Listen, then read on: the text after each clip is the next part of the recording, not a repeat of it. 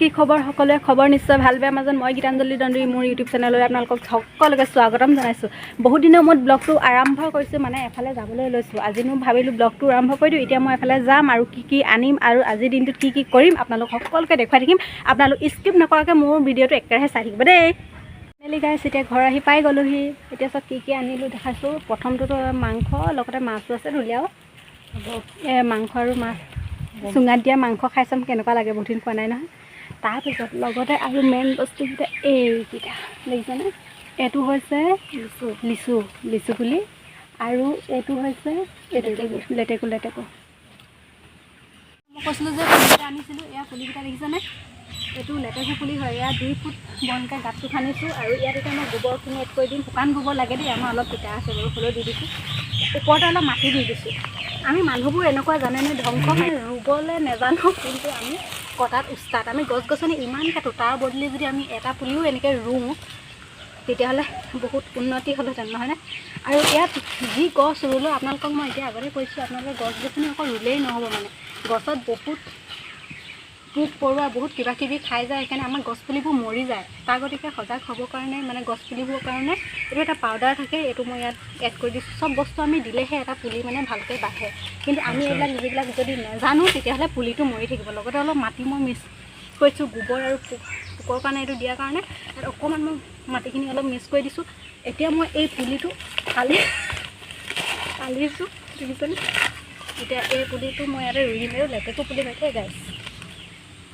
চাওক, আমি বেছি নহ'লেও মাহেকত এটা হ'লেও পুলি আমি এনেকৈ ৰুব লাগে, জানেনে আপোনালোকে বাৰু ৰুৱেনে মোক কমেণ্টত ক'ব। আৰু মইতো দেখিছে, আৰু মই ভাবিছোঁ এতিয়া মাহেকত এটা হ'লেও মই পুলি আনি ৰুমেই। আমি ইমান গছ গছনি কাটো, তাৰ বদলি যদি আমি এটা পুলি ৰুই যাওঁ তেতিয়াহ'লে মানে নিজৰ কাৰণে ভাল আৰু, নহয়নে? সেইটো কাৰণে এতিয়া মই মাটিখিনি দি লৈছোঁ দেই গাইছ। হ'ব, পানী গোটেইখিনি ভাল লাগে। আপোনালোককো কওঁ, আপোনালোকে গছ যিমান কাটে তাৰ পৰিৱৰ্তে মাহেকত এটা হ'লেও পুলি আপোনালোকে ঘৰত ৰুৱক। চুঙাত দিয়া মাংস খাম বুলি ভাবিলোঁ। এইফালে মায়ে মাছ ফ্ৰাই কৰি আছে, দেখিছিলে নহয় অনা। আৰু এতিয়া এই মাংসখিনি মই ধুই ল'লোঁ। ধুই ইয়াত আদাটো দি দিলোঁ। আদা পেষ্টটো দেখিছেনে নাই, খালি ধৰিব পৰা নাই দেই। আদা পেষ্ট দিম আৰু ইয়াত মই দিম হালধি দেখিলে, গতিকে এইটো নিমখ দি দিয়া হৈছে। ইয়াত এচামুচ দিয়া হৈ গৈছে, মিট মছলা এচামুচ দিয়া হৈ গৈছে, গৰম মছলা এচামুচ, নহৰু গোটা নহৰু দিয়া হৈছে, পিঁয়াজখিনি দি দিয়া হৈছে। ইয়াত তেল এতিয়া ইয়াত হাতে ভালকৈ খচি লোৱা হৈছে। অলপ দেৰি ইয়াত মেগনেট কৰিবৰ কাৰণে এৰি দিয়া হ'ব। তাৰপিছত আমি চুঙাত বিলাহী আৰু লাই শাকৰ লগত ভৰোৱা হ'ব। মাংসখিনি অলপ দেৰি মেগনেট কৰি থোৱা হৈ গৈছিলে। এতিয়া বিলাহীখিনি মিক্স কৰি দিছোঁ ভালদৰে। ইনৰখিনি মছলা মিক্স কৰা আছে। এতিয়া বিলাহীখিনি অলপ ওপৰে হেৰি কৰি দিছোঁ আৰু ধুই মেলি লৈছোঁ। আৰু ধুই লৈ ইয়াত মাংসখিনি এনেকৈ ভৰাই দিম দেই। মাংসখিনি ভৰাই দিছোঁ। এয়া দেখিছেনে, লাই শাক আৰু দীঘল আছিলে, মই কাটি আধা কৰি লৈছোঁ। এই লাই শাকটো এতিয়া ইয়াত ভৰাই দিম। আৰু চুঙাত মাংস দিলে লাই শাকটো মেইন, নহয়নে গাইছ? সোমাইছে, কি কৰিব আৰু এনেকৈ ফাইনেলি জুইত বহাই দিলোঁ, দেখিছেনে? একদম জুইত দি দিছোঁ ধুনীয়াকৈ, সিজিব। সিজাৰ পিছত দেখাই আছোঁ আপোনাক। ফাইনেলি মাংসখিনি দেখিলে নহয়, চুঙাৰ পৰা উলিয়ালোঁ, এনেকুৱা হ'ল। দেখিবলৈতো বহুত ধুনীয়া হৈছে। খাই চাওঁ, ইয়াৰে এডোখৰ খাই চাওঁ কেনেকুৱানো লাগে।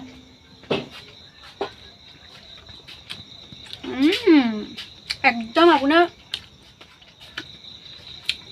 জুইত দিয়া নিচিনা লগাই নাই, মানে চুঙাত দিয়া নিচিনা লগাই নাই। এনেকুৱা মজা লাগিছে, ডাইৰেক্ট কেৰাহীত দি বনোৱা নিচিনা লাগিছে। এনেকুৱা মজা লাগিছে, একে চেম খালি আৰু এইটো চুঙাত দিব লাগে।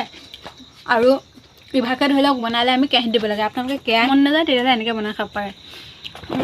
এইখিনি মই এতিয়া ভাত লগত খাম। বাকী আপোনালোকক দেখালোঁ। যদি আপোনালোকে বনাব ইচ্ছা কৰে ঘৰত এনেকৈ বনাব পাৰে, ঠিক আছে। বাকী ভিডিঅ'টো ইমানেই। যদি ভিডিঅ'টো ভাল লাগিছে লাইক কমেণ্ট শ্বেয়াৰ কৰিবলৈ নাপাহৰিব। আকৌ মই আহিম নতুন ভিডিঅ'ৰ লগত। আজিলৈ আহিছোঁ, বাই।